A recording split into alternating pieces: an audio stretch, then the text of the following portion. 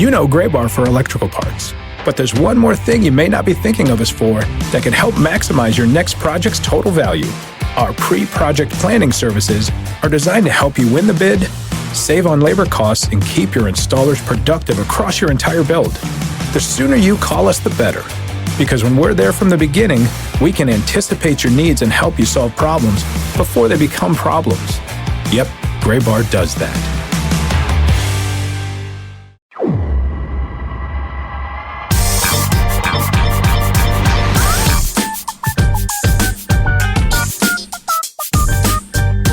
Hello, good morning / good afternoon or good evening or whenever you're listening to this podcast. It's morning when we're recording, which is not a normal thing, and I have made myself as awake as I'm going to sound. You did say right before we did a segment already today that you needed one more splash of coffee. Yeah. And there's really no excuse for that because we started recording at like 9:45 my time. There's really now. Granted, I work nights. I am not a morning person at all. But 9:45, like you should still be a functioning adult by 9:45 in the morning. And yet here I am, having made it to 34 years old, not that way.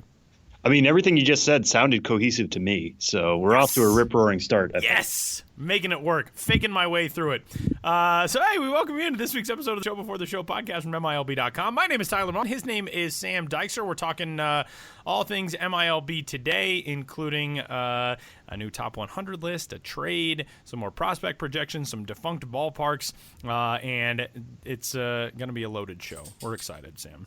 We are excited.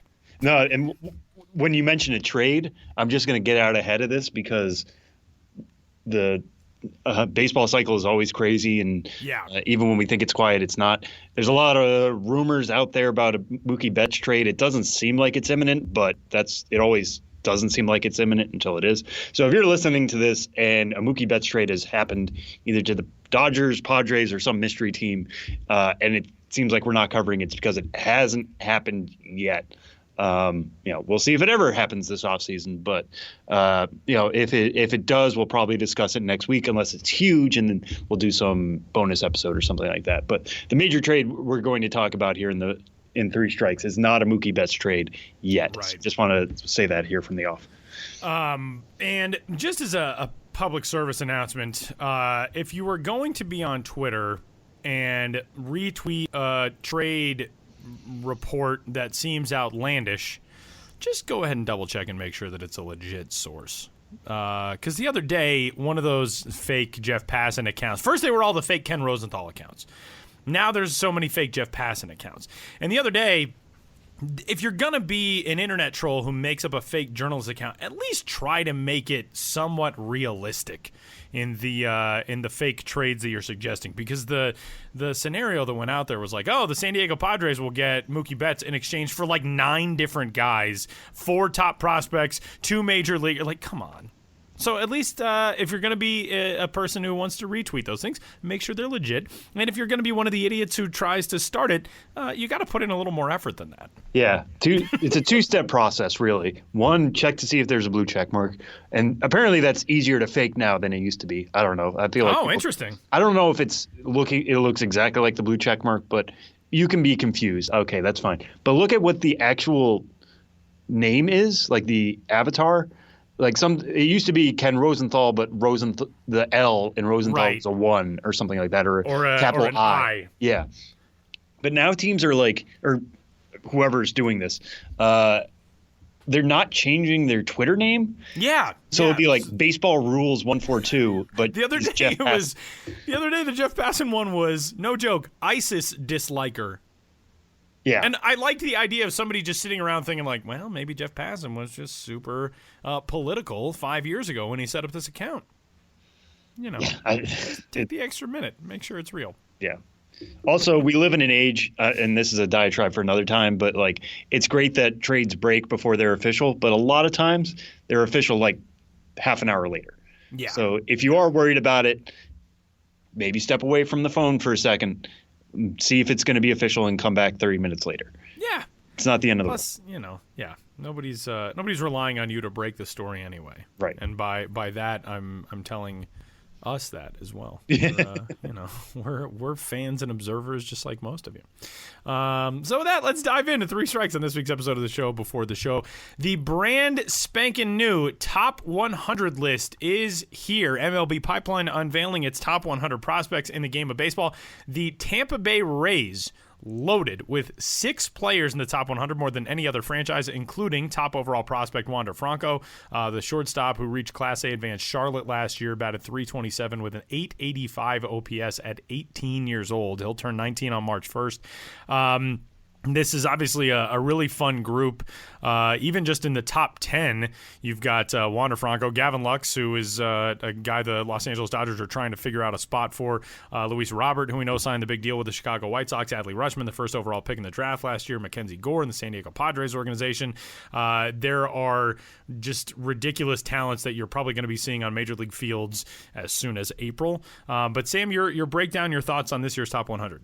Yeah, let's just run down the rest of the top 10 there real quick. So Mackenzie Gore is at number 5. Joe Adell, Angels outfielder, is number 6. Casey Mize is number 7, another top overall pick from a couple years ago. Nate Pearson, hard-throwing right-hander from the Toronto Blue Jays, is number 8. Royce Lewis, another top overall pick from a couple years ago, shortstop with the Twins, is number 9. And Bobby Witt Jr., who was number 2 last year to the Kansas City Royals, he's a shortstop. He's number 10. Some of the interesting things about this is that, there are multiple lists out there. We use MLB Pipeline because we're under the same umbrella as them. But there's many other sources out there. And I think one of the interesting discussions we can have, at least in terms of this top 10, is Gavin Lux or Luis Robert. Everybody is under the same auspices that Wander Franco is the top overall prospect in baseball. What I find really interesting about his ranking right now is that MLB.com gave him an 80 grade hit tool. That's a future tool, so that's not saying right now, excuse me, at 18 years old, he would be, a top line hitter in the major leagues, but someday his tools project to be that way. We've seen that because he makes tremendous contact and he's a switch hitter, and he hit .327 last year, again at 18 years old, between Class A and Class A advanced. That's very rare. The last time we talked about that was Vladimir Guerrero Jr. when he was doing something similar, and then he went into that similar age range and nearly hit 400. I'm not saying Wander Franco is going to hit nearly 400 because that never happens in the minor leagues. I shouldn't say never. Very, very rarely happens in the minor leagues. But Franco is putting himself on that tier. So it's not a huge surprise to see that happen. But when you have an 80 grade offensive tool, that's going to put you in the 1-1 conversation. And that's what Franco is here. But Lux versus Robert, for me, I think is much, much closer.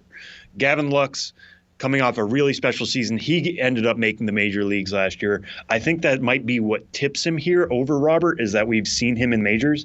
Yes, his numbers over 23 games with the Dodgers last year aren't terribly great. He hit .240 at a .705 OPS, but at least we know he can hold his own. And again, being pretty young, he turned 22 in November, so this will be his age 22 season up here in 2020. The fact that he's already reached the majors leaves a lot of projection there. But Luis Robert, I think, does a lot more other things. Luis Robert can hit for power better than Gavin Lux can, I think. He's definitely got a better run tool. He's more likely, I wouldn't say to stick up the middle, but to play a more premium position. I think he's going to stick in center field. He's got the speed to do it. He's got the arm to do it.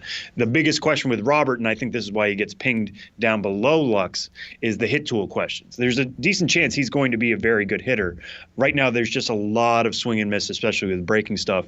He struck out 129 times last year in 122 games. This is not something like some of the other swing-happy prospects we talk about, somebody like Amonte Harrison, for example, not to single him out, but he's somebody I think about who has a high K rate. Robert's not there, but it is enough to be a worry, and we haven't seen what he can do at the major league level yet. There's a decent chance he hits 270, 280 with a lot of strikeouts, and that limits his value. Whereas Gavin Lux, we think, can hit well enough and make enough contact to hit for power, either play shortstop or second base. I know the Dodgers have thrown out maybe he'll see the outfield. I don't necessarily see that happening, but play up the middle defensively as an infielder, probably more second base at this point. I think that's an interesting discussion. I think I would go Robert because I'm more willing to bet on tools. But the fact that Lux is already there, I think, makes him a safer bet. We know what his floor can be in the major leagues, whereas Robert, we don't know that yet. So that's some of the bets here that the Pipeline folks are making. Another one I want to point out real quick is Adele at number 6. That's another discussion of tools versus, what was the last thing we saw from him. Because Joe Adele, he's been in the discussion for first overall prospect. I know there are some other sites that like him maybe a little bit more than number 6. So to see him come below Adley Rutschman, who is very good and obviously first overall pick last year, but hasn't really proven himself in the minors yet, and Mackenzie Gore, who was our starting pitcher of the year last year, but is a pitcher and pitching prospects can be much more fickle, is a little bit telling to me. Adele's problem last year, he made it up to AAA Salt Lake. Had just a 676 OPS there at a time where obviously offense exploded at AAA. Would have loved to have seen him carry some of those numbers. Part of that could be he was coming off a lot of leg issues last year. Tyler, you saw him play for Team USA. He looked pretty good at the end of the year there, playing in an obviously higher pressure environment. Joe Adele's going to hit for a lot of power. He can really run. He can really field. All signs point to him, filling up a big role in the Los Angeles outfield at some point in 2020, hopefully in the first half, as long as he can prove his health and hit a little bit at AAA. So to see him fall to number 6, I think, again, it's just worries about what his floor can be, but his ceiling is up there with the Francos, with the Luxes, and with the Roberts. There's a time we might be talking about it if he does everything we expect him to do in the PCL. This ranking, I think, could look low as early as late April or something like that. 2 other guys in the top 10 I'll touch on quick that are a little bit surprising to me that they're still in the top 10, not in a bad way, but just, it stood out to me, is that Casey Mize and Royce Lewis are both still top 10 overall prospects. Like I said before, number 1 overall picks in previous years, Mize in 2018, Lewis in 2017. So not that I'm saying they're coasting on their reputation, but Royce Lewis, as we've discussed before, had a really down year last year between Class A advanced and AA. Didn't have an OPS above 700 in either spot. Still showed some of the good tools, especially his run tool. He finished with 22 stolen bases. They started to move him around a lot in the AFL. He ended up being the AFL MVP. I think that helped his stock a little bit. It seemed like he was somebody who was fidgeting too much with his hitting last year instead of trying to settle on something that was going to work. So you hope that he's learned from that, and then the tools are still there, and it's something you can project. But without with that history of being somebody who can be a little too finicky, that can be a little too willing to change things and mess with something that had been working, I thought he might have dropped a little bit lower. MLB still high on him and still high on his potential to figure it out. Mize, based on results, the stuff is certainly there. The results were certainly there. He had a 2.55 ERA last year in 109 1/3 innings. Struck out 106, walked only 23. His fastball, slider, and splitter are all plus pitches. He's got plus control. You can understand why, if a pitching prospect is going to work in their top 10, this is a good place to be with what he has. The reason why I'm surprised he's in the top 10 is he had some shoulder issues last year. He actually got shut down in August. And at a time when, again, we're talking about pitching prospects can be fickle, and where do we want to rank them based on that, because injuries are so prominent among young pitchers, and now he's got a little bit of an injury history in pro ball. Are you more willing to let somebody else, kind of move up a little bit and put Mize a little bit lower? I know Fangraphs just came out with their Tigers rankings. They actually had Matt Manning, who doesn't have this injury history and pitched all of last year at AA. They had Manning above Mize just because those shoulder issues are a little too worrisome about Mize. So, again, it's what do you want to bet on? Do you want to bet on ceiling? Do you want to bet on floor? These are all things that go into these rankings that I find interesting. One other one that I want to highlight here quick while we're talking about it, Marco Luciano jumping up to number 35 in the San Francisco Giants system. This time last year, we thought the Giants system was basically a two-player system. It was Joey Bart and Elliot Ramos. Luciano showed that he might actually have the highest ceiling of anybody there. Him jumping up to number 35 is an indication of somebody, I think he's the next big thing when it comes to prospects. He certainly showed it last year, moving straight to the AZL and hitting .322 with 10 homers in 38 games for the AZL Giants. To put him here, I think, is an indication of we just need to see it a little bit more because the tools are there. He's hitting for power. He's got a good arm. He might move over to third base at some point, but the offensive value is certainly there for him. If you want to ticket somebody who's going to be maybe in the top 5 this time next year, I think it's Luciano. We just need to see a little bit more than 47 games for him, and I hope we will. Hopefully starting this year at Class A and seeing what he can do over 120 plus games at a full season level. But looking at where it stands next, I think Luciano might have the biggest helium of anybody here in the top 100. Strike 2 this week, a trade, and as Sam noted, it's not the one that maybe you're thinking of, but a trade that went down and has been official for a few days now. The Arizona D-backs acquiring outfielder Starling Marte on the Major League side from the Pittsburgh Pirates, and the Diamondbacks in exchange sending 2 minor leaguers who are a little ways away but potentially high ceilings. Shortstop Liover Peguero and right-hander Brennan Malone, who both head to Pittsburgh. The Pirates also gained $250,000 in international bonus money, and the D-backs will also receive cash considerations, which I always imagine is just a team going, cash, we'll consider it. The 2 prospects that go to Arizona or they go to Pittsburgh rather in this deal, Peguero and Malone were respectively number 18 and number 9 in the Arizona system at the time of the deal. The Pirates rankings, obviously every team's rankings coming out next month from MLB Pipeline. They'll probably be ranked higher in that Pittsburgh system. But Sam, breaking down this deal, what stands out? Yeah, so at least in the 2019 rankings where MLB Pipeline plugged these guys in, Peguero is number 7. Malone is now number 8. Again, that's probably going to change. They're going to do updated rankings for 2020, but right now they comfortably fit in the top 10 for the Pirates. If you're a Pirates fan and you were hoping to get a top 100 prospect, somebody you might recognize, for Starling Marte, who has been a big part of that Pirates outfield for a couple of years now. This might look disappointing on that end, but really what I think the Pirates did here is they did pretty well. They got 2 lottery tickets for sure. Neither of these guys have played full season ball yet. Malone was just a 33rd overall pick last year, and Peguero, split his time between Hillsborough and rookie advanced Missoula last year as well. So these aren't guys who have really proven themselves on the big stage, but I think Peguero, speaking of guys with tons of helium, I think he definitely got it. He only signed for $475,000 in July 2017, but is already kind of a top 100 on the cusp, I would say, type prospect. He showed a good hit tool last year with Missoula. He hit .364 in 38 games. Showed a decent amount of pop for somebody who stands 6 foot 160 pounds. He hit 5 homers, stole 8 bases. He's got a plus run tool. The power feels like something he can certainly grow into. He is a shortstop. He's likely to stick at shortstop, which, we talked about some of the other shorts. Wander Franco's not exactly a lock to stick at short. Gavin Lux, we've already seen move over to second base. Royce Lewis, as we mentioned, the Twins moved him around plenty last AFL.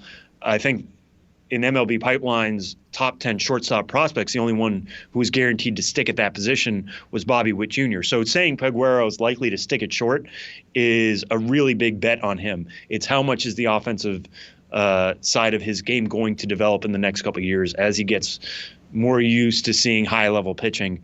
That's going to determine his ceiling, but the ceiling is fairly high if that works out, because somebody who can be a good shortstop, be a good hitter, hit for some power, show a good run tool, all the pieces are there for him to be a really toolsy prospect. He just needs to show it over a longer period. And then Malone, again, the pieces are there for him to be a good starting pitcher. He's only 19 years old. He turned 19 in September. He's shown a plus to plus fastball, a plus slider. Curveball and changeup are more average. He's still got a little ways to work with the control. He walked 5 batters in 7 innings last year in the AZL. Smallest of sample sizes, obviously, but just kind of indicative of somebody who needs to work on that part of his game. He comes in at 6'4", 205 pounds. He's got the size to throw for velocity. He's played at IMG Academy. He's been on the high school invitational. He's been under that pressure a little bit and obviously performed well enough to be the 33rd overall pick.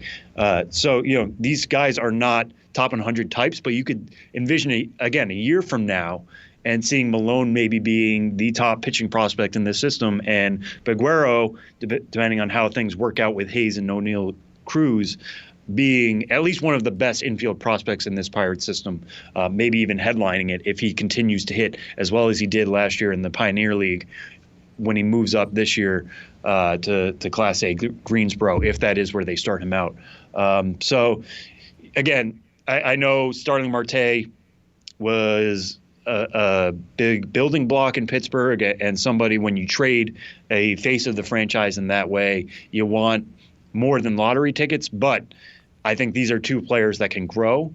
They certainly have more value than what they're just showing right now, and we could be talking about them as faces of the farm system just here in a couple months. So I think there's a lot to like here from the Pittsburgh side as well as the Arizona side that got a little bit better as they're trying to chase down the Dodgers in the NL West and everybody else in the National League with two of those wild card spots.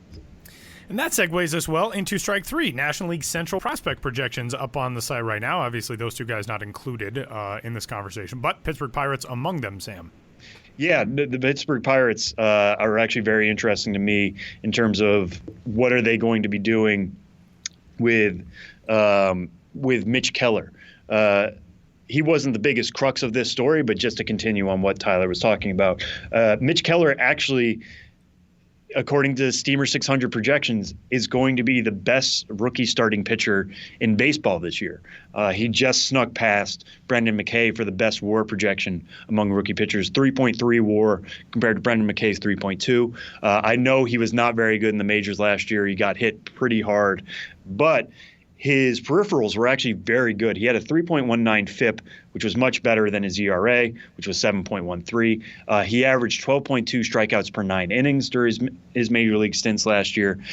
If he can pitch more towards FIP than his ERA, that's a very good pitcher there. And Fangraphs is more likely to base their WAR projections off of FIP than they are ERA anyway. So Steamer 600 has him down for a 4.15 ERA, 9.6 K per 9, 1.32 WHIP. That is a very good starting pitcher as far as that goes. There are other pieces of Keller's game that he has to figure out. The changeup has long been a discussion point for him. A lot of people don't see that as a viable third option for him. How is he going to make that work? Because against major league pitchers, you need a third pitch, or major league hitters rather, you need a third pitch to continue these strikeout numbers. But for anybody who was down on Keller before, these projections should get you back up. And in terms of the rest of the projection story, the main crux of it for me was I find this Cardinals outfield situation fascinating.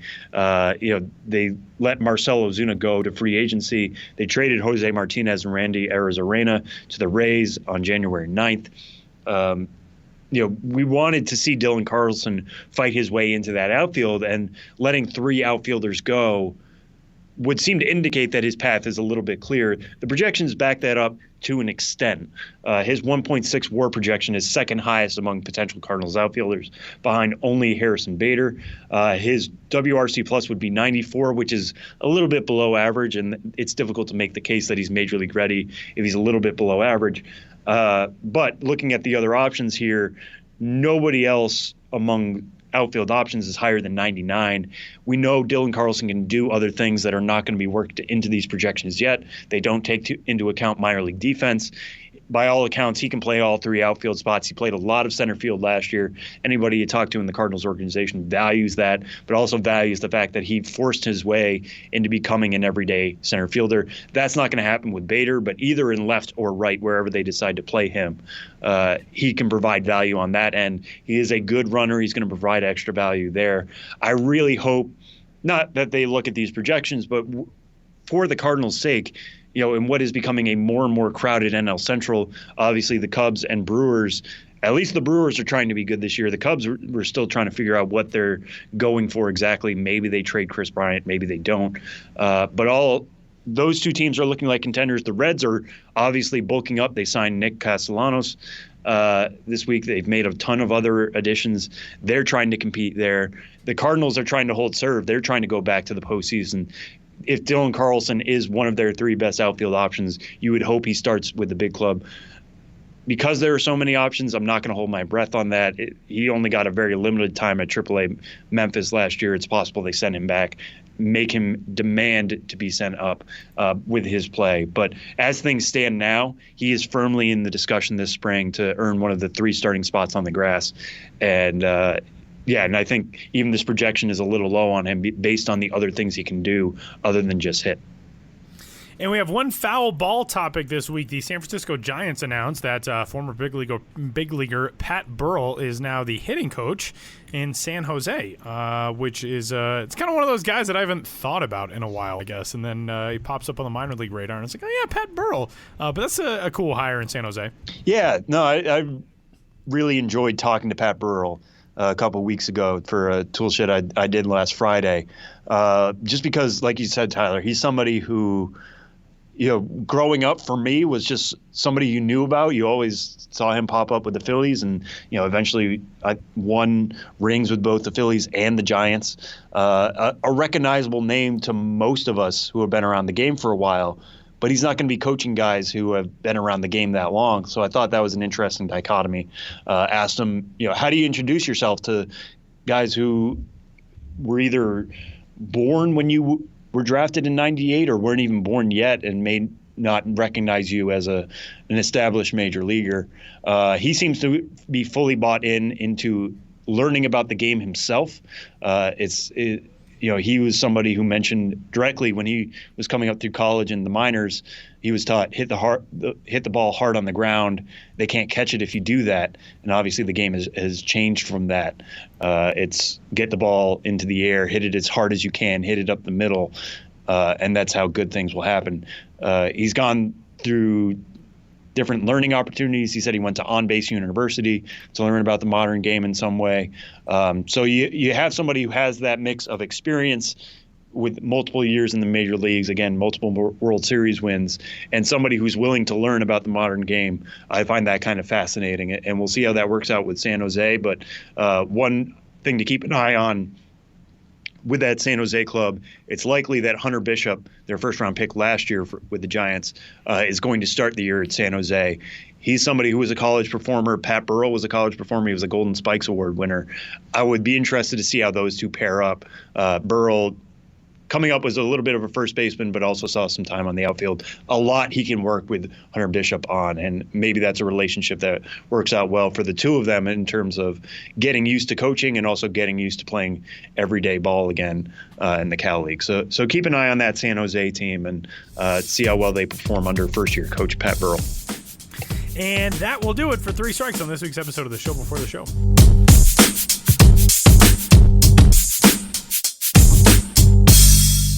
We're joined this week on the podcast by Cardinals second-round pick last year, budding outfield prospect Trejyn Fletcher.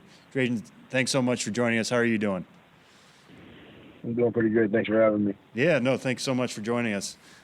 So you're one of my favorite prospects to have on during the offseason because this is your first real offseason. Like we said, you were taken in the draft last June. You've never gone through this. We were just talking before this segment started that you've been in Palm Beach since September. Just compare your life now to where it was 12 months ago. I mean, what is it like preparing for a full minor league season and preparing as baseball being your full-time job now? Yeah, it's definitely a lot different. There's no more waking up for classes. Instead, it's waking up for morning lifts. It's definitely not something that it took me a while to get used to. I got used to it pretty quick. I'm used to playing baseball every day in the summer, and just for that to carry on, I feel like that's pretty cool. And just playing baseball every day down here in the off season. I'm down here in Florida because the Cardinals offered me some resources down here so I can use the facilities every day, and just the weather, especially for being up north, and the off season you never have that outdoor practicing or anything. It's always indoors, and now I can go out do some outfield work, some anything I need any time of day pretty much, unless it rains. Yeah, and what kind of off-season program have they given you, or is this mostly you doing your own off-season workouts? I mean, how much are they guiding you even as you are at the facility, like you said, almost every day? Yeah, so there's strength coaches there every day, all day long. They gave me I'm on a weight program currently that's for myself, and what I personally need to work on and strengthen in my own body. They put these programs together because we do some testing like once a month or something, and then they'll tweak our workout program or what they have us on, depending on that. And yeah, they're there every day. If I don't know what I need to do or don't know how to do an exercise or something, I just ask them. They'll show me. They're usually talking throughout the workout, and it's pretty cool to be around here. And how do you feel like your game is already changing based on, this decision to go pro and also the ability to be down there and working every day, like you said, being able to be outdoors, being able to get in proper outfield work in a way? How do you feel like your game's already grown just since you ended your season with Johnson City? I'd say tremendously. Through the technology with hitting, the data that we collected last season, and working with some big league guys are down here, some big league coaches are down here, and coaches throughout the organization system, all levels. They've been in and out, and it's really good getting insight from everybody else. Different little tips and fielding, little footwork tips, and it's just like I feel like I've grown to a completely different level since the season ended. And kind of bouncing off something you mentioned there, specifically in terms of data, that's something I imagine you didn't have much experience with at all in high school and your prep days. What's maybe the most eye-opening piece of data that they have given to you so far that you've been able to, place into your game or alter about your game? What's the biggest stat you feel like they've given you that's been most helpful?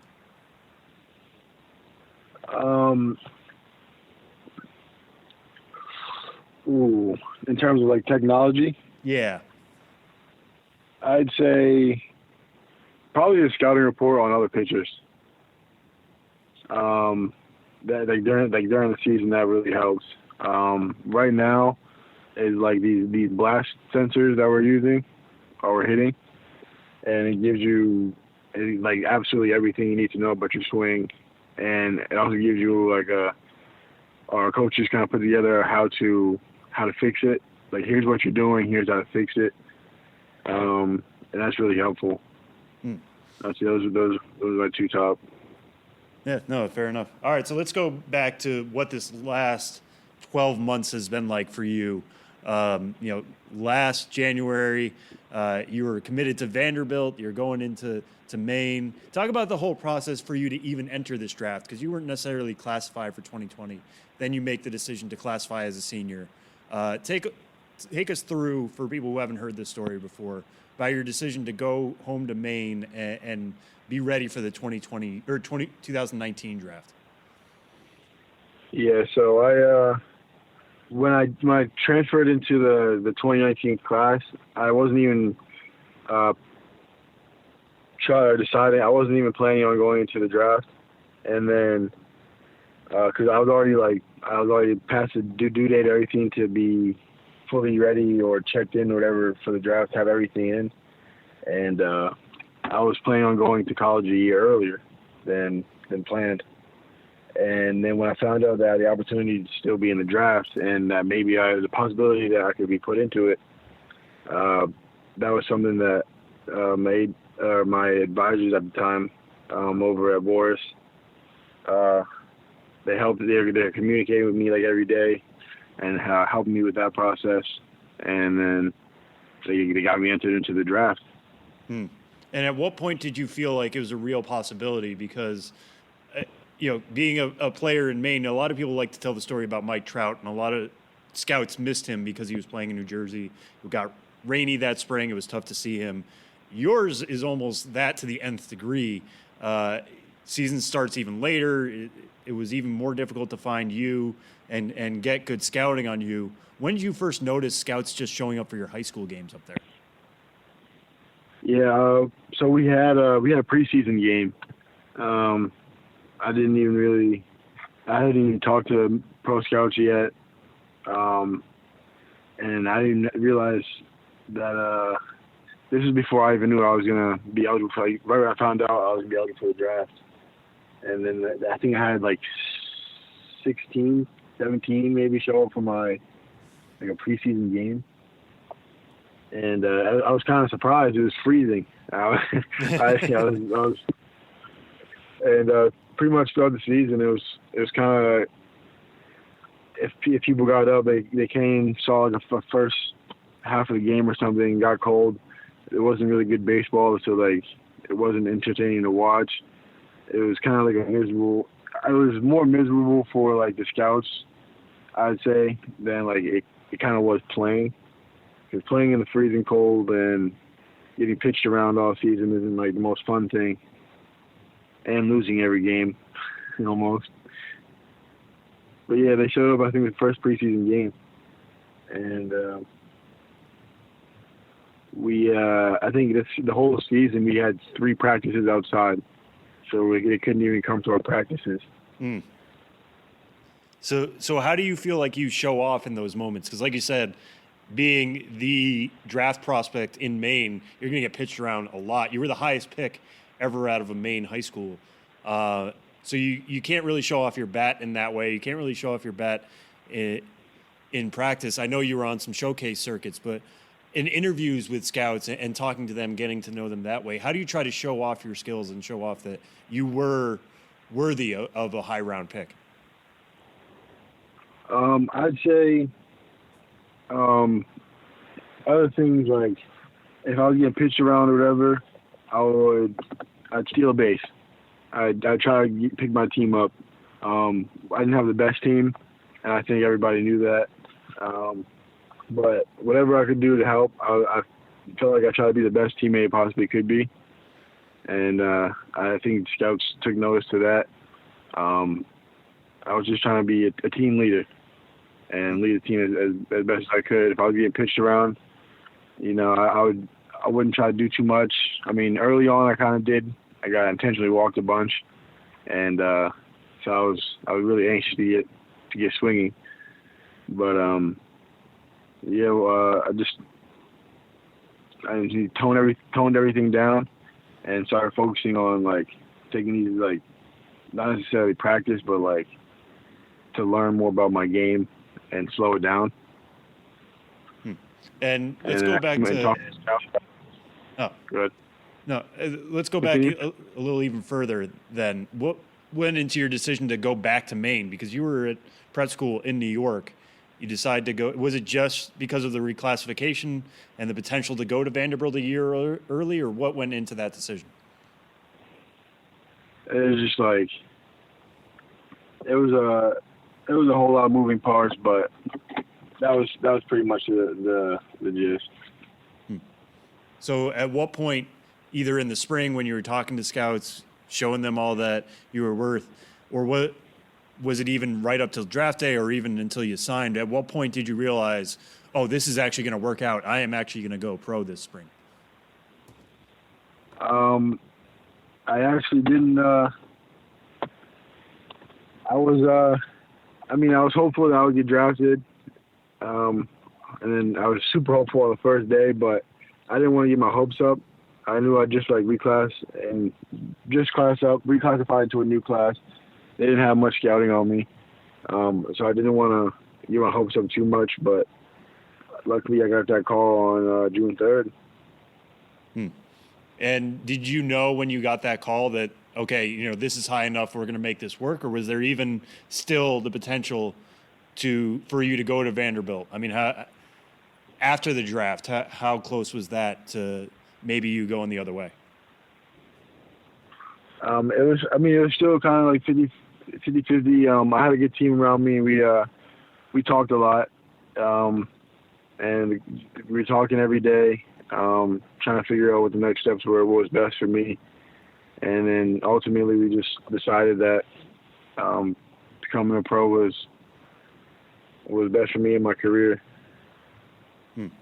And you did get your minor league career started. Obviously, you spent a couple games in the GCL, only 9 before they bump you up to the Appy League. What was your welcome to minor league baseball moment?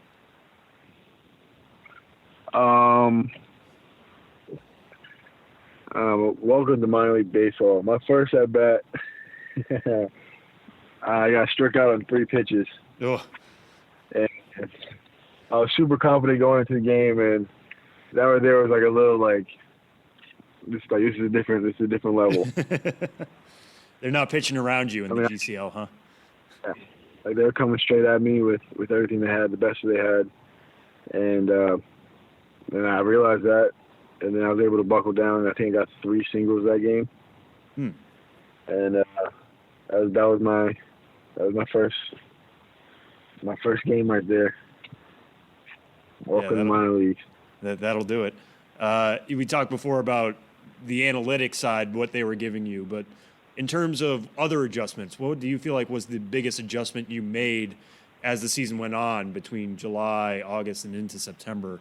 What were you changing about your game as you were getting more minor league time in? There's a bunch of little things. My load, toning down my load a little bit. Leg kick was really high at the start of the season. Sometimes I drop my hands a little too low. But I'd say just trying to. I didn't focus on it much during the season, even though I knew I should have worked on it. But pitch selection, that's something this offseason I've been working on a lot. And how is that? How is that something you work on during the offseason? Is it facing pitch machines that mix things up? Is it facing live pitching? I imagine it's kind of difficult to do that against guys who can actually throw good curveballs and whatnot. But how do you work on pitch selection at this stage of the offseason? Yeah,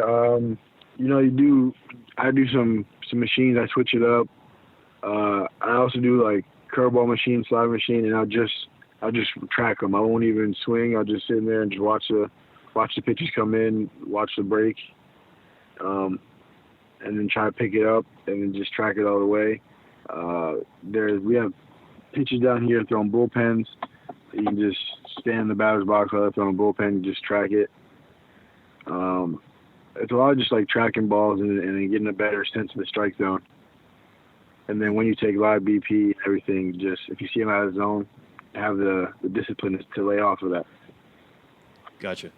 And just to end on a couple other ones, you are, like we said, this is your first off season as a Cardinals prospect.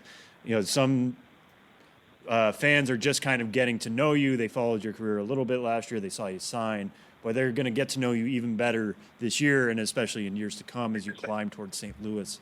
How do you want to be known to Cardinals fans? What do you hope they learn about you, about your game, about your personality, anything like that, as they get to know you as better of one of their own?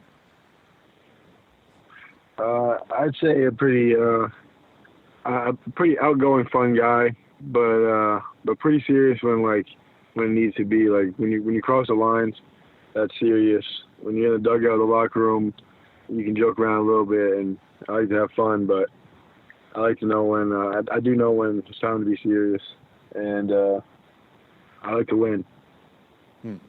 I really like to win. Yeah, speaking of winning, this was going to be my next question anyways, but that segues perfectly. You ended your first professional season as a champion. I imagine that's got to be some interesting whiplash. Like you said, that team in Portland, Maine wasn't that great. You finished the year at Rookie Advanced Johnson City, winning an Appy League title. What was it like starting your career that way, raising a trophy, and how were you able to carry that momentum forward, with your new teammates, guys you're just getting to know, but have already shared a ring with? Yeah, I'd say that's a perfect way to start my career because I'm playing every year to win a championship, and I know we get rings in spring training, but I want want to get a ring of spring training every year. And it's perfect, especially after having an awful season, or awful season in terms of not winning any games. And even in the GCL when I started off, I played pretty well, but we still losing some games. And then to end up finding a team that we were a pretty average team, like a 50-50 team, but to pull through in clutch situations and playoff situations, that was what we needed, and it was something that I needed to experience and get more familiar with, especially first season. Yeah, for sure. And we'll end on two Maine related questions. As a lot of people who listen to this show know, I am a native New Englander myself. So when you get to go home back to Portland like you did for a couple weeks after winning the title at Johnson City and before you went down to Palm Beach, when you go home and you have a couple nights to yourself, what is the first food you seek out? Something you're able to get at home that you can't get anywhere else? I usually when I land and leave the airport, I like to go straight to Amato's. Okay. I love to go to Amato's. Their Pazzo bread is woo-wee. Something else. So describe what that is, because I feel like a lot of people at home don't know what that type of bread is. Yeah, it's like a cheesy, I think garlicky bread. It's so good. It's so cheesy. It's so good. And speaking of Maine-related stuff, I got to ask you your opinion on this. Where do you land on Moxie, the drink? Moxie. I cannot stand Moxie. Okay. All right. Good. I was going to say, because if you like it, you're a true Mainer, but if you don't like it, you're a person with actual taste. I will give you that. It almost tastes medicinal to me. I don't understand how people drink it up there. But straight. Yeah, how would you describe it? Why don't you like it? I would say it tastes like black licorice. Yeah, that's it probably tastes weird. Yeah, black licorice, the drink, is not appetizing to most folks, but apparently to some Maine people it is. So, anyways, Trejyn, thank you so much for joining us on the show this week. Thank you for being our guest. Best of luck down there in Palm Beach and all the prep that's coming up for the 2020 season, and we'll be following along wherever they send you to start 2020 in your first full season. Thanks for joining us. Thank you. I appreciate it. Thank you for having me.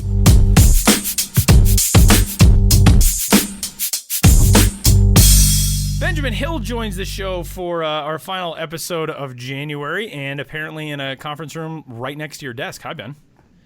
Hello, Tyler, and hello, Sam Dykstra is sitting to my left, and to Sam Dykstra's left, a cup of Dunkin' Donuts, per usual. Cup of Dunkin' Donuts, milk with a splash of coffee. Yes, exactly. I can't see. He I think on purpose he put the sticker on the cup away from my site. There is no sticker. There is no sticker today. Okay. I did not pre-order. I picked it up at the window like everybody else. Okay. Well, we will not coffee shame you anymore. But yes, this is very strange. We've been doing this podcast. I've been doing segments in this nature for years now, and it always involves going to a room away from the desk. A podcast taping is a little, respite? It's a respite, from kind of where you spend the rest of the day. But now if I just turn over, I can see Kelsey is looking at us and smiling right now. It's making us very self-conscious to do this in direct view of our coworkers. But that's the reality here in the Bill Mazeroski conference room. This is like the closest we've come to having like a live podcast almost with an audience and the whole thing, just because knowing that so many of our coworkers who we spend the day with anyways are going to be peering into this room just judging us. We're facing the wall. Like, we're not facing them. I don't want to be looking at them while we do this. Yeah, me too. Like, I'm not even going to look back because I can see them laughing and judging us right now. But, just file this away. Live podcast taping. That's a good idea. Yeah, that is a good idea. Concourse of a ballpark. Invite all. We know there's the heads, the people who listen to the show regularly, the people who follow us on Twitter, the people who read our stuff. I think would love to kind of hang out, be a part of it, take in a game. Let's put that on our 2020 to-do list. I really want to do that this year. I want to make it happen. I'm into that idea. Plus the new offices for you guys are located near multiple world's largest locations of chain restaurants. Why don't we just do it there? That'd be the saddest live podcast ever. That's true. Maybe we'll put up an internet poll. Would you rather, hang out and mingle and do a podcast taping at the world's largest Fridays or the world's largest Applebee's, both of which are extremely accessible to our new office? Not to brag, but just the reality right now. Not to make you all jealous. Yeah. Well, let's get into it. Ben's got a new story up on the site at MILB.com. Went up this morning. We're recording on, what is today? Thursday, the 30th of January. About the four old ballparks that are moving out of the minor league landscape. We're welcoming in 4 new stadiums in 2020, the most in a single season in over a decade, since 2009. And that means that 4 stadiums are on the way out. Pfitzner Stadium, Hank Aaron Stadium, the Shrine on Airline and Intimidator Stadium. Pfitzner Stadium, the former home of the Potomac Nationals. Hank Aaron Stadium, former home of the Mobile Bay Bears. The Shrine on Airline, the New Orleans Zephyrs / Baby Cakes, and the Kannapolis Intimidators, of course, called Intimidator Stadium home. It's just kind of a look back on these stadiums, all of which you visited within relatively recent years, right, Ben? Yeah, I've visited all 4 of those. I think the one I had visited least recently was, I believe that was Kannapolis in 2014. But this is something I've done on the blog the last couple of years. I mean, yes, we've been talking a lot about the 4 new stadiums. And so we kind of mentioned the old ones in passing. We talked about Mobile, and its kind of second life now, post minor league baseball. But this is an annual story I've done. This is the 3rd year in a row I've done it. In the last 2 years, it was on Ben's Biz blog, which is no longer running, but the blog was a great place to kind of start cataloging the now defunct minor league ballparks I visited. And that blog is very active, or not active, but it still exists and all the materials there, and I would encourage people to read it. A link to my previous post listing all 16 defunct ballparks I'd been to prior to this year, 4 more this year, 20 in total. But this article up on the site right now, to bring it all back, is about just about my memories and a little overview of the 4 we're saying goodbye to, which I'd been to all 4. And it's tough to say a little bit. Like it was called Zephyr Field when I visited it in New Orleans. Technically not even in New Orleans, but on Metairie. I always forget how to say the Metairie, name. I believe. Yeah, Graham Parsons is buried there, as an aside, but not at the stadium, but in that town. That was the place I visited once on like a kind of dead Tuesday, and it's kind of tough to say like, oh, I had a real sense of the place. But I do remember, all the New Orleans specific food they had at the concession stands, a crawfish etouffee and jambalaya and alligator sausage and that kind of thing. And that is no longer on the minor league landscape with the New Orleans Baby Cakes relocating to Wichita. We're saying bye to Intimidator Stadium, which I remember the first time I went to Intimidator Stadium in Kannapolis. I remember being less than a mile from the ballpark and just driving on this 2-lane tree-lined road and just being like, I think my directions are off. I think there's something wrong with this GPS. I cannot be this close to a minor league stadium. I'm on Moose Road. And then all of a sudden, just to the left, there it is, a huge parking lot in the stadium. So when you talk about building a new ballpark in Kannapolis and downtown, if you've been to Intimidator Stadium, you can really sense like that was not a downtown location.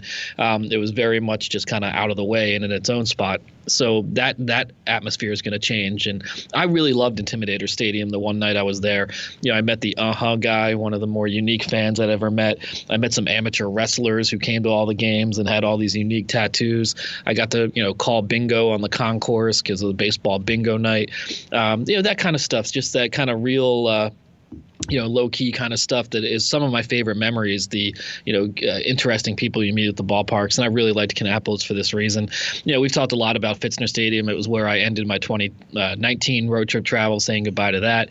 I say it in the story, but this is a stadium that I think of all 4 was the most in need to just not host a minor league team anymore. But that's the great thing, and why this is this story is meant almost more than anything else to to provoke a discussion, and those happen often on Twitter, but also please email me, benjamin.hill@mlb.com, if you have any stories to share of these 4 ballparks or others. But the fits, it's just kind of like, oh, they had to get out of there. The concourses are gross and cramped and leaking, and there's no shade, and I mean, Tyler, and all that. Yeah. But at the same time, if you grew up around there and that was a place you went every day, and that was a place where you had this close proximity to these players, and that you made friends and strengthened your bonds with your family members, it doesn't really matter if it was kind of a dump. And I quote one of the fans I met. It's from a larger story I wrote, but a guy who told me, this might be a dump, but it's our dump. And I think, to me, that's the kind of quote I relate to, and something I kind of love about some of these older parks is the people who show up really love the game and the people they meet and the atmosphere at these so-called dumps. And to me, they're not dumps. They are, beautiful in their own way, even if it might have been time to go.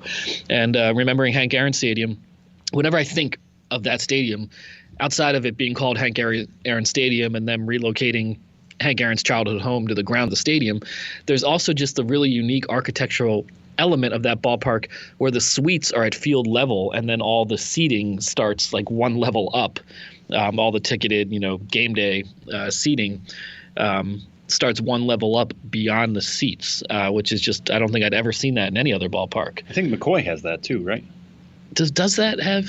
Yeah, I've only been to McCoy once. Do they have the suites on the ground level like that? The regular seating is definitely a level up, because there's that whole thing of putting balls in buckets and lowering them down. Right. I never sat in a suite.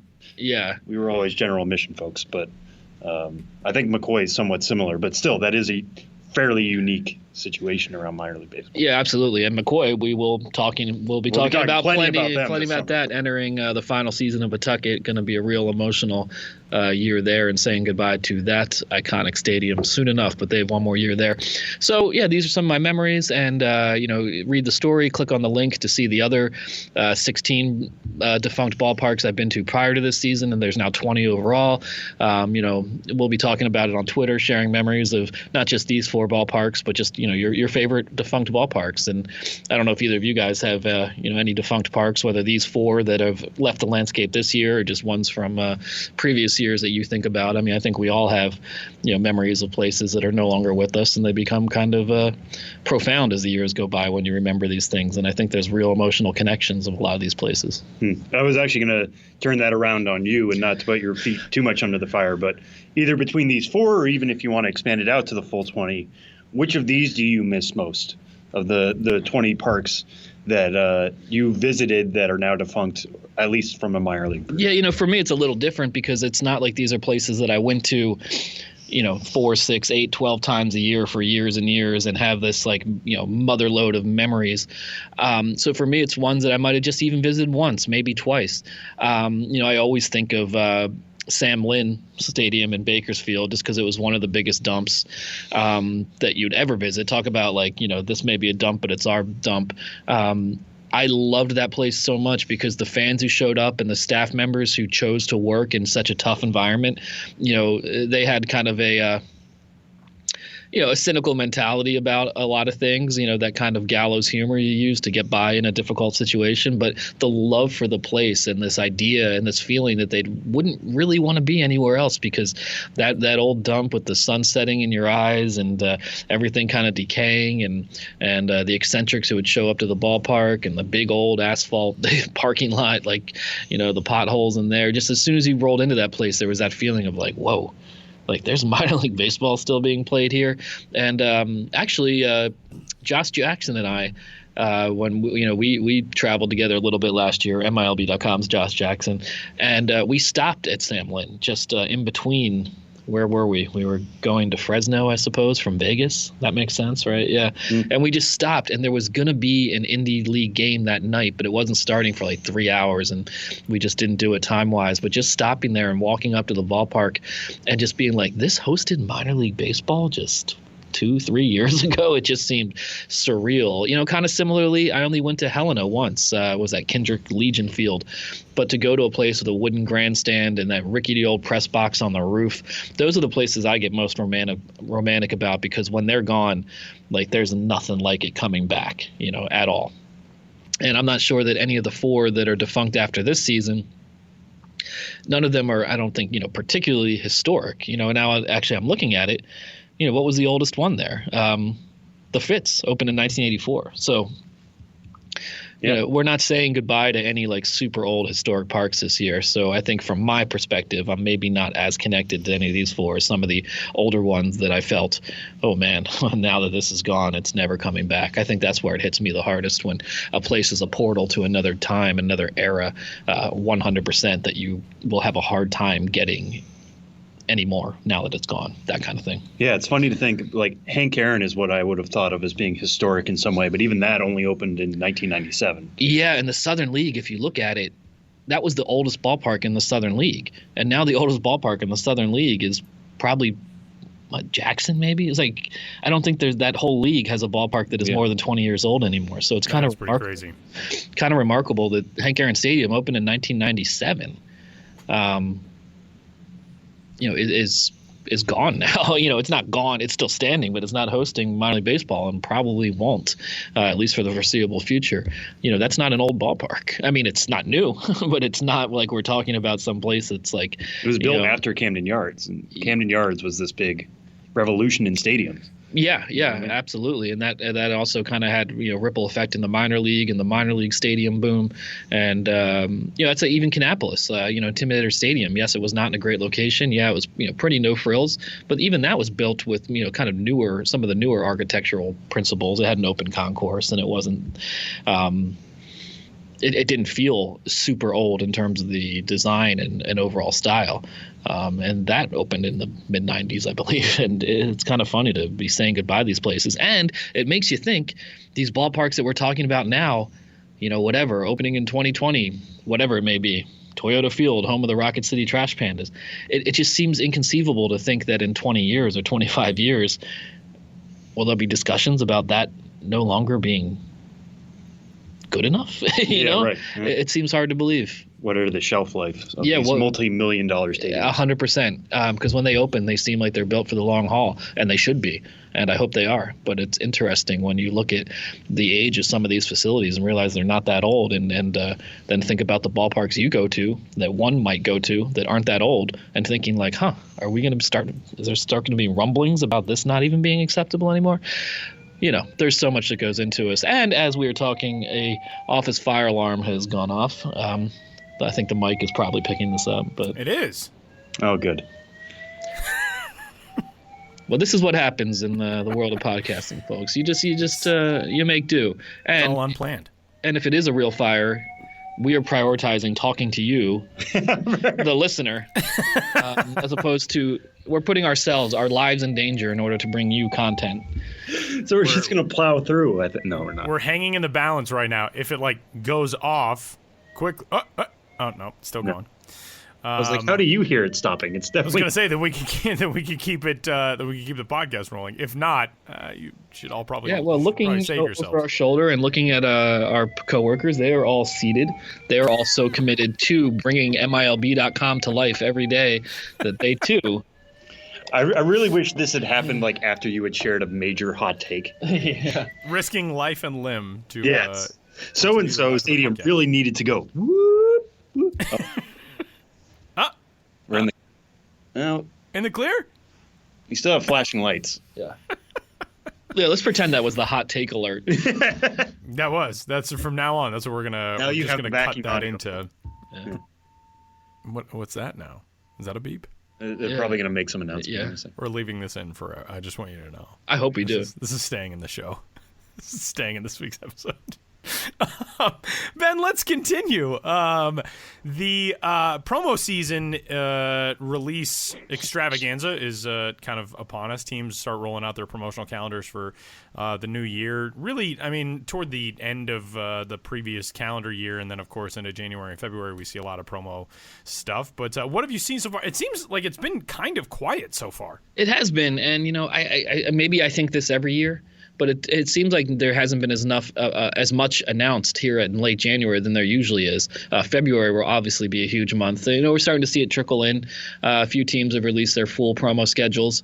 Delmarva Shorebirds, Pensacola Blue Wahoos, Carolina Mudcats, I thought had a really good schedule. One thing that the Carolina Mudcats are doing, like through the years between 2 geographical locations and like 8 different affiliates, they have all these different hot dog, special nights with a specialty hot dog tied into an era of team history. So Milwaukee dog or something related to the Braves and all that. I think that's a really cool thing to do. That is a cool idea.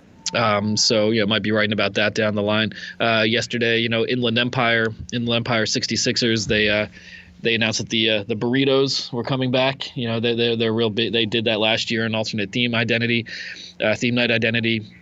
The thing with that was, it's a California burrito that has French fries in it.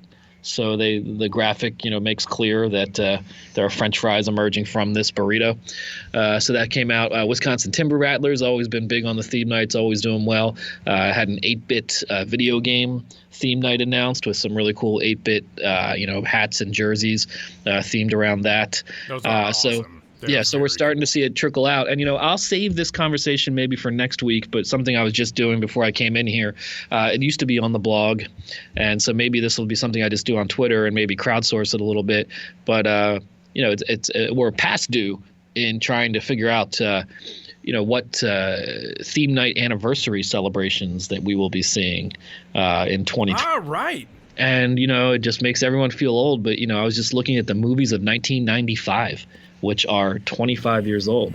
And movies of 2000 are 20 years old. Yeah, 2000 is 20. You all want to...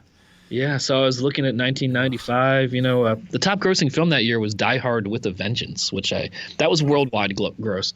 But Toy Story, I don't know. That one might be difficult. I don't know how some of the licensing in Disney, maybe there'll be something like a Toy Story. but Apollo 13, I thought Waterworld could be maybe a fun one. Wow, that'd be entertaining.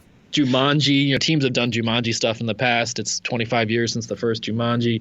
Braveheart was the best picture that year. So just time to start thinking about Billy Madison. I think, Adam Sandler's never really not been in pop culture, but that was his first starring role post SNL. Billy Madison, I think, could maybe be a fun, more like Thirsty Thursday type of thing, and so on and so forth. So I'll do a little more work on that, and maybe we can talk about that next week, especially maybe after I put this out to Twitter. But it's time to start thinking about the year 2000. In the year 2000. Oh man, somebody needs. Yeah, somebody needs. If anybody ever does a Conan O'Brien night, I will be there for it. Any front office is listening. He's my hero in life. And if you find a way to get Conan and La Bamba to come do In the Year 2000 at a minor league baseball game, I will be there. I just want you all to know. Yeah, and teams, if you're listening, if you haven't thought about this before, at least maybe use that as a way to kind of promote some of your 2000-related theme nights, at least just with a year please. 2000 video. I know some of you people. I know some of you people working in the front office. I got mad because they're young. I'm like, you probably don't even remember it. That's why you don't even know the year 2000. You people. But yeah, in the year 2000, Conan O'Brien, look it up. Talk to your look it up. Oh God. Yeah, talk to your GM who's like older than you are, and he'd be like, hello. And if we can get Max involved somehow, Max Weinberg. Yes. I think that just is all of my interests. Yeah. That's the Venn diagram. I'm into it. Yeah. So in the year 2000. It'll be one of those things where, people get kind of a background. Like Kenny Bania, the actor who plays Kenny Bania, will show up to like a Seinfeld night. This will be like Mark Pender, like the random guitarist from the band. He'll be like the one to make himself available for Conan O'Brien nights. That's fine. I would imagine. I'd be into it. I'd still go. If you're his agent, reach out to us. We'll make it work. Just so happens Mark Pender's agent. Big fan of the podcast. Yeah. Yeah, so there's a lot to dive into. The year 2000, the year 1995, 25 years, 1990, 30 years, and so on and so forth. Close. That means I turned 35 this year, by the way, for anyone who cared. Benjamin Hill's on Twitter. He is at Ben's Biz, on Instagram at TheBen'sBiz. You can find his stuff at MILB.com, including the now defunct ballpark story. And Ben, we will talk to you next week, and make sure the office isn't on fire. Hey, I will. We made it through. We soldier on for you, the listener. We love you very much, and we would do anything to bring you the top level podcast that you deserve. I like it. Thanks, man. Thank you, guys.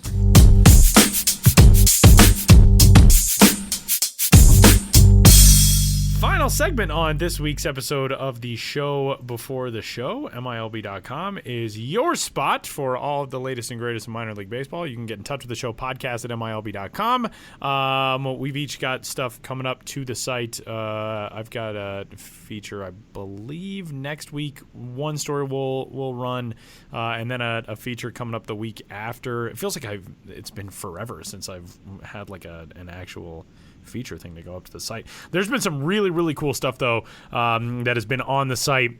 And we're going to have to start talking with more of our writers. Andrew Batafrano had a fantastic piece that dove into Kyle Bodie and his work with the Cincinnati Reds, of course, the kind of driveline sports or driveline baseball visionary, and what he's been doing with pitching in the Reds system, which is a great story that's up on the site right now. We also have a really great story from Joe Bloss on Ed Blankmeyer, who spent 24 years as the head coach of the baseball program at St. John's University. He is now the manager of Class A short season Brooklyn in the New York Mets organization. So not a real long move geographically for Ed Blankmeyer in terms of his baseball job, but man, that is a whole different ball game. Pardon the pun. To go from being a college coach for nearly a quarter century to being a professional manager just the following season. So that's a really good story. It's up on the site right now, and you should check all that out. Yeah, no, and we've talked before about it. It feels like a quiet time of the season or the off season right now, because spring training is around the corner but isn't here yet. We are waiting for a potential Mookie Betts trade, but there's no ticking clock against that necessarily, or a Chris Bryant trade for that matter.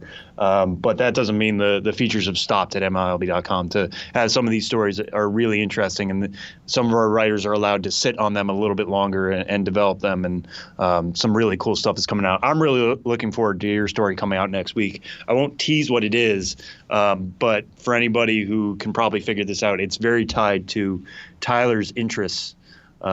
Specifically what he usually has on his wall. If you've ever followed his Twitter account, you might know what that means. But and you talk to somebody else who shares that interest, which I think usually makes some unexpected good too. Somebody unexpected, which is cool. Yes. Yeah, which is a fun one. So be on the lookout for all of that stuff at MILB.com, and we will catch up with you a week from now. He's Sam Dykstra. I'm Tyler Mott. We'll talk to you next week.